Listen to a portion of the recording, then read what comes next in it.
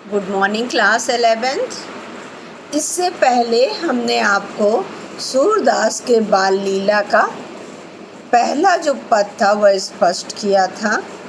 उसमें था कृष्ण घुटनों के बल चल रहे हैं और हाथ में मक्खन को लिए हुए हैं, जिसके कारण उस मक्खन को बचाने के कारण अपने दोनों हाथों को जो ऊपर उठाए हैं पृथ्वी पर गिर रहे हैं और पृथ्वी के जो धूल के कण हैं वह उनके शरीर पर अलंकृत हुए। कैसे लग रहे हैं? तो चारु कपोल लोल लोचन, सुंदर गालों एवं चंचल नेत्रों वाले, गोरोचन अर्थात पीले और लाल चंदन के तिलक को लगाए हुए, और जो उनके चेहरे पर बार बार बालों की लटें आ रही हैं और उसे वह अपने हाथ से पीछे की तरफ ढकेल रहे हैं, उसको उन्होंने क्या कहा है कि ऐसा लग रहा है मानो मतवाला भौरा फूलों के मादक मद से भरी हुई मधु यानी शहद का पान करने के लिए वहाँ मंडरा रहा है।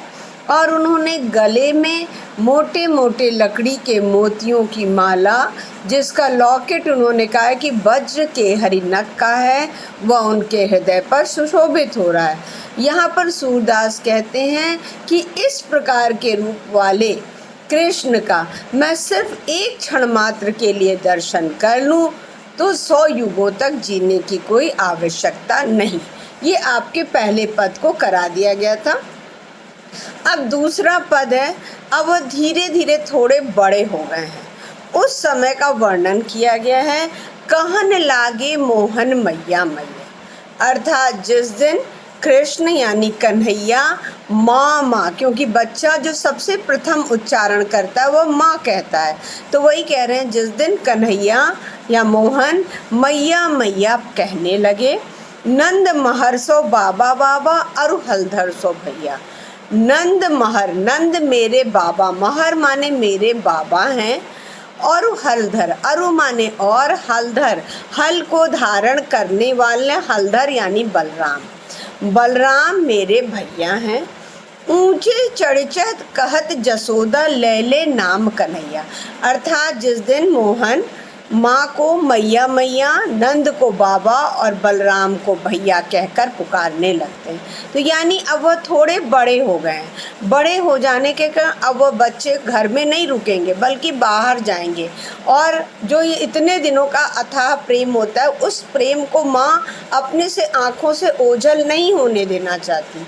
आप इसको इस तरह से देख लीजिए, जब आप बच्चा पहली बार स्कूल आता है और उसके बाद जब वो घर पहुंचने को रहता है उससे पहले ही माँ जो है वह दरवाजे पर खड़ी हो जाती है। क्यों? क्योंकि उनकी आंखें टकटकी लगी हुई उस बच्चे का ही इंतज़ार कर रही होती हैं, जिसके कारण अब यहाँ पर माता यशोदा क्या कर रही हैं, उसका ऊंचे चढ़ चढ़े कहत जसोदा।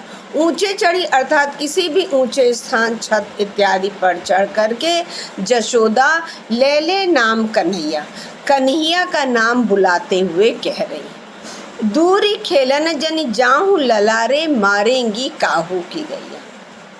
काहू माने किसी की भी गायें तुम्हें मारेंगी। दूर खेलन जनी जाहू ललारे, हे लला अर्थात पुत्र तुम दूर खेलने मत जाओ। क्यों? कारण उन्होंने क्या बताया है कि किसी की भी गायें मार सकती हैं। क्यों? क्योंकि जब बच्चा 2 साल का हो गया है तो उसे रोकना घर में बहुत मुश्किल है। उसे कोई ना कोई ऐसी डर की चीज़ बतानी होगी ताकि वह खेलने ना जाए। इसीलिए माता यशोदा कह रही हैं कि तू दूर खेलने मत जाओ। क्यों? क्योंकि किसी की भी गायें मारेंगी। गोपी ग्वाल करत कौतूहल, कौतूहल माने आश्चर्य। जब गोपी ग्वाल इन बातों को देखते हैं, माता यशोदा और कृष्ण के प्रेम को, तो उसे वह आश्चर्यजनक रूप में देख रहे हैं। घर घर बजत बधैया, और प्रत्येक घरों में बधाई के गीत बज रहे हैं, अर्थात चारों तरफ प्रसन्नता या खुशी का वातावरण है, जिसके कारण उन्होंने कहा है प्रत्येक घरों में बधाई के गीत बज रहे हैं। सूरदास प्रभु तुमरे दरस को चरणन की बलि। सूरदास कहते हैं मैं तुम्हारे दर्शन करने के लिए चरणों की बलिहारी जाता हूँ, अर्थात तुम्हारे चरणों की दास्ता को मैं स्वीकार करता हूँ। क्यों? क्योंकि ये जो माँ और बेटे का प्रेम दिखाया गया है, इसके लिए मैं अपना जीवन बलिहारी माने न्यौछावर करता हूँ। फिर से देखिएगा, कहन लागे मोहन मैया मैया। जब कृष्ण पहली बार मैया मैया कहकर पुकारते हैं, नंद महर और नंद मेरे बाबा तथा हलधर अर्थात बलराम हमारे भैया।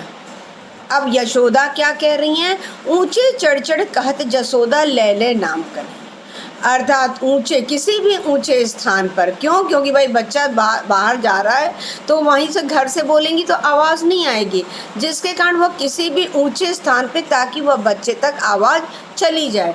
इसलिए उन्होंने कहा कि ऊंची ऊंची चढ़त कर जसोदा ले ले नाम कन्हैया।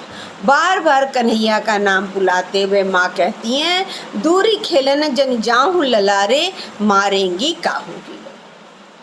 ही कन्हैया तू दूर खेलने मत जाओ। क्यों? क्योंकि किसी की भी गायें तुझे मार सकती हैं। गोपी ग्वाल करत कौतूहल, अर्थात इस प्रकार से माँ और पुत्र के प्रेम को देखकर जो गोपी और ग्वाले हैं वह आश्चर्य, जो उनके संग खेलने के लिए आए हैं वह आश्चर्य कर रहे हैं। उनकी बातों को सुन के घर घर बजत बधैया, और प्रत्येक घरों में बधाई के गीत बज रहे हैं। सूरदास प्रभु तुमरे दरस को चरणन की बलि जाए। सूरदास कहते हैं, तुम्हारे चरणों की दास्ता के लिए मैं बलिहारी जाता हूँ, अर्थात अपने आप को न्यौछावर करता हूँ। अब इसके बाद जो तीसरा पद है उसमें कृष्ण खेलने के लिए जा रहे हैं। तो अब ये होता है, बलराम कहते हैं कि तुम गायों को ले जाओ। क्यों? क्योंकि गायों को चराना तुम्हारा काम है, तुम वहाँ बांसुरी बजाओ, खेलो और गायें चर के आए। लेकिन जब गायें जाएंगी तो वह किसी के खेतों में जा सकती, इधर उधर जा सकती, जो कि कृष्ण को खेलने के कार्य में रुकावट होगा। तो इस चीज़ को वह कितनी समझदारी से माता यशोदा से कह रहे हैं कि वह गायों को न ले जाएं, वह बलराम को डांटे। इसका इन्होंने इस पद में कहा है, मैया मोही दाऊ बहुत खिजायो।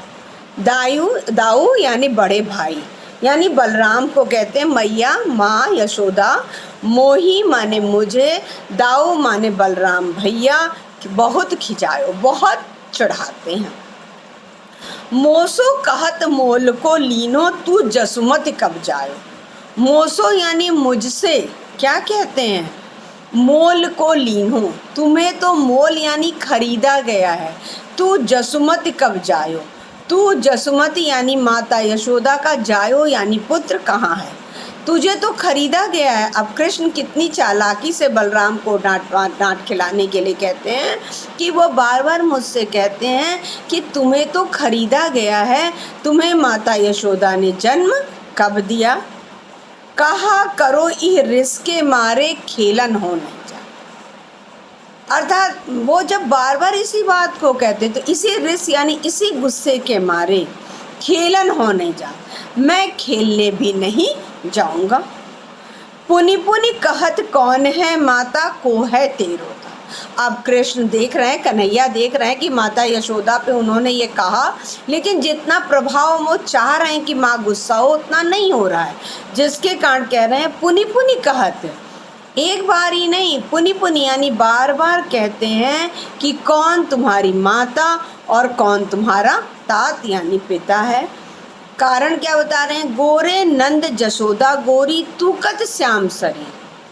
कारण वो मुझे ये बताते हैं कि नंद बाबा भी गोरे हैं, माता यशोदा भी गोरी हैं, लेकिन तू कत श्याम शरीर, तू क्यों सांवला शरीर का? यदि तू उनका पुत्र होता तो तू सांवला शरीर का नहीं होता, क्योंकि तुझे तो खरीदा गया है। बार बार वो मुझसे यही सबके सामने पूछते हैं कि कौन तुम्हारी माता और कौन तुम्हारे पिता हैं, और कारण भी बता देते हैं कि नंद बाबा भी गोरे हैं, माता यशोदा भी गोरी हैं, लेकिन तू तो श्यामल शरीर का है।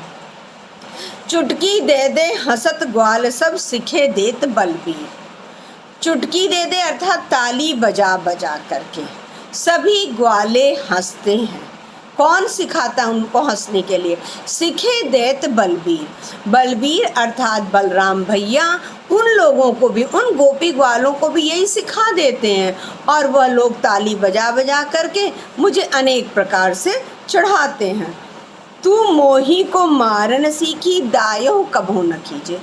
तू मोही को, तू केवल मुझे ही मारना सीखी है, बलदाऊ यानी बलराम पर कभी खींचती अर्थात नाराज नहीं होती है।